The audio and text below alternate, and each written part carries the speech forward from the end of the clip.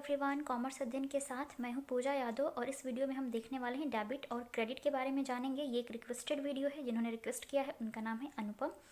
चलिए स्टार्ट करते हैं इस वीडियो को और देखते हैं कि डेबिट और क्रेडिट क्या है।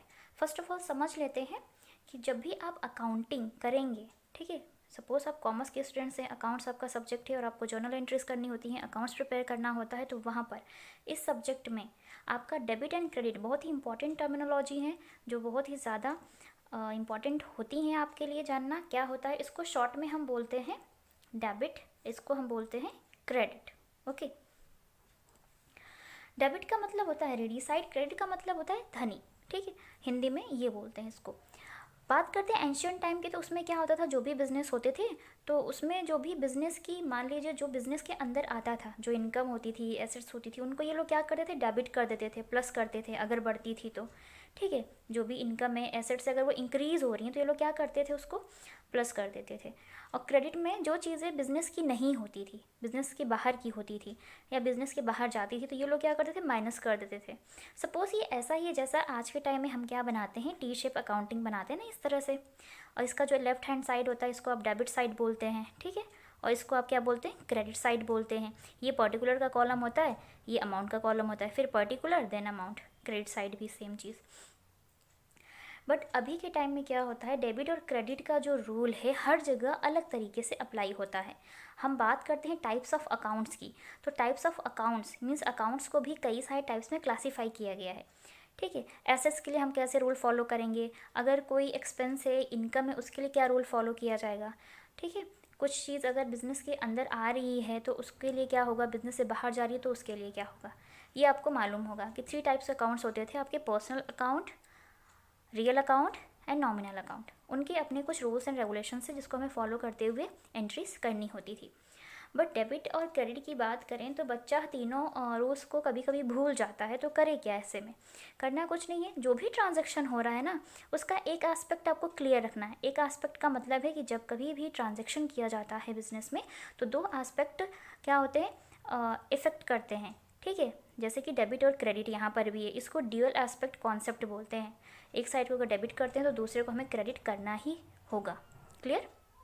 ये ऐसा ही है जैसे कि अगर आपने किसी से पैसे लिए हैं तो जाहिर सी बात है उस बंदे ने आपको पैसे दिए हैं, तभी आपने लिए उनसे, तो दोनों साइड से आपको मिल रहे हैं और दूसरे वाले आपको दे रहा है, दूसरा वाला बंदा, ठीक है। तो इस तरीके से, या आप मान लीजिए फर्नीचर आप परचेज कर रहे हैं, तो अगर आप फर्नीचर खरीद रहे हैं, फर्नीचर आपके पास आ रहा है, यहाँ पर मैं मान लेती हूँ कि फर्नीचर ही है, आपने क्या किया, फर्नीचर परचेज किया है, सॉरी मैंने पी लिख दिया, चलिए यहाँ पे ये है आपका फर्नीचर, ओके, फर्नीचर परचेज किया आपने। अब इसके लिए एंट्री क्या करेंगे, ठीक है। फर्नीचर परचेज जब किया तो फर्नीचर आया, फर्नीचर एक तरह से आपकी क्या होती है, एसेट्स होती है। एसेट्स मीन्स संपत्तियाँ होती हैं। संपत्तियाँ वो हर चीज़ होगी जिसे आप बार बार खरीद और बेच नहीं सकते, जो कम से कम आपके पास 3 साल 5 साल 10 साल तो रहनी ही है, वो सभी एसेट्स में आती हैं, फिक्स्ड एसेट्स में आती हैं, ठीक है। फर्नीचर जब आपने परचेज़ किया तो फर्नीचर आपके पास आता है, ठीक है।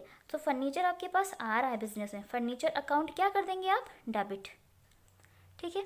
आपके पास से क्या जा रहा है, कैश देकर खरीदा होगा, तो हम यहाँ पे एक वर्ड यूज़ करेंगे cash, cash account, to cash. To represent करता है किसको, क्रेडिट साइड को, इसको, ठीक है, ये क्रेडिट हो गया। आपने परचेज़ किया था फर्नीचर 10,000 का, ठीक है, तो यहाँ पर हमने शो कर दिया कितना, 10,000 अमाउंट इतने का आपके पास फर्नीचर आ गया है और इतना अमाउंट चला गया है, पेमेंट किया तभी आया आपके पास फर्नीचर, ठीक है। इतना क्लियर हुआ, एक ये चीज़ क्लियर हो गई। अब कब आप इसको डेबिट करेंगे, कब आप क्रेडिट करेंगे, चलिए वो देख लेते हैं। सबसे पहले जैसा कि मैंने बताया कि क्या क्या चीज़ें होती हैं, एक होता है आपका एसेट्स, ठीक है, फिर होती है आपकी क्या, लाइबिलिटीज़, ओके, फिर हो जाता है आपके क्या, एक्सपेंसेस, फिर हो जाती है आपकी इनकम, ये सारी चीज़ें हो जाती है। इधर आ जाएगी आपकी कैपिटल भी आ जानी है इसी में, ज़्यादातर इतना आपको आपकी बुक में आपको मिलता है। अब अगर एसेट्स और एक्सपेंसेस, ये मैं वो टर्मिनोलॉजी बता रही हूँ जो आपके अकाउंट्स में भी आपको हेल्प करेगी, टैली अकाउंटिंग करते हैं तो आपको वहाँ पर भी हेल्प करेगी।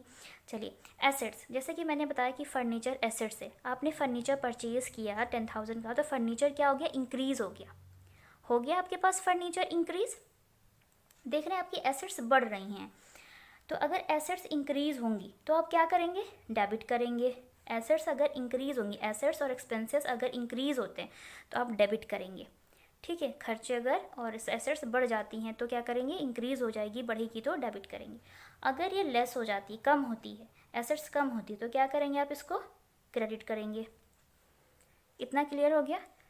एज इट इज़ हम क्या करेंगे, लाइबिलिटीज़ पे आ जाते हैं, लाइबिलिटीज़ की बात करते हैं। अगर आपकी लाइबिलिटी, इनकम और कैपिटल ये कम होती हैं, ठीक है, ये अगर कम होती हैं तो आप क्या करेंगे, इसको डेबिट करेंगे, ठीक है।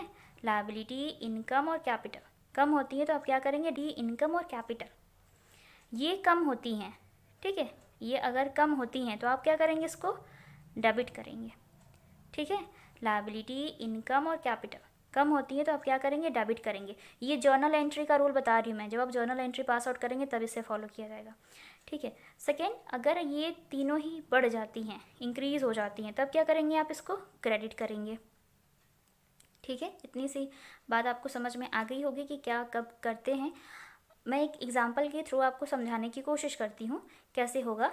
सपोज़ चलिए यहाँ पे हम मान लेते हैं, एक और ले लेते हैं, जैसे कि इनकम, ठीक है। मान लीजिए कमीशन आपको रिसीव हो रहा है, किन से, मिस्टर, कमीशन रिसीव हो रहा है।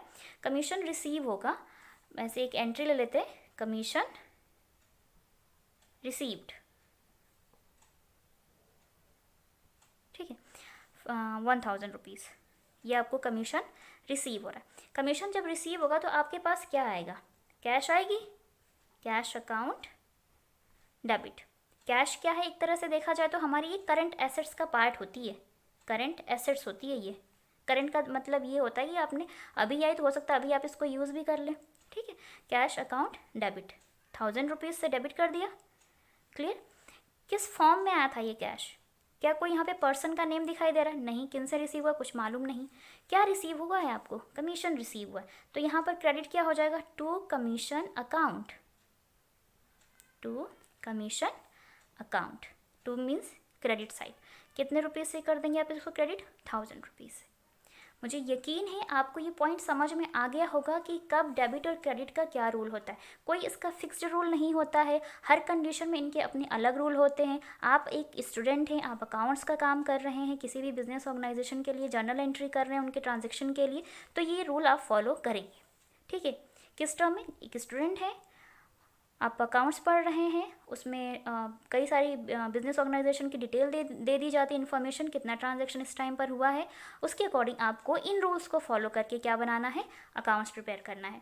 बात करते हैं बैंकिंग इंस्टीट्यूट की, जो बैंक होते हैं वो किस तरह से इसको फॉलो करते हैं, तो ये बात मैं नेक्स्ट वीडियो में डिस्कस करूँगी कि बैंक कैसे ये काम करते हैं, ठीक है। आपने देखा होगा जब कभी बैंक से आप पैसे निकालते हैं ना तो एक मैसेज आता है, debited amount from your account, होता है ना, डेबिट होता है।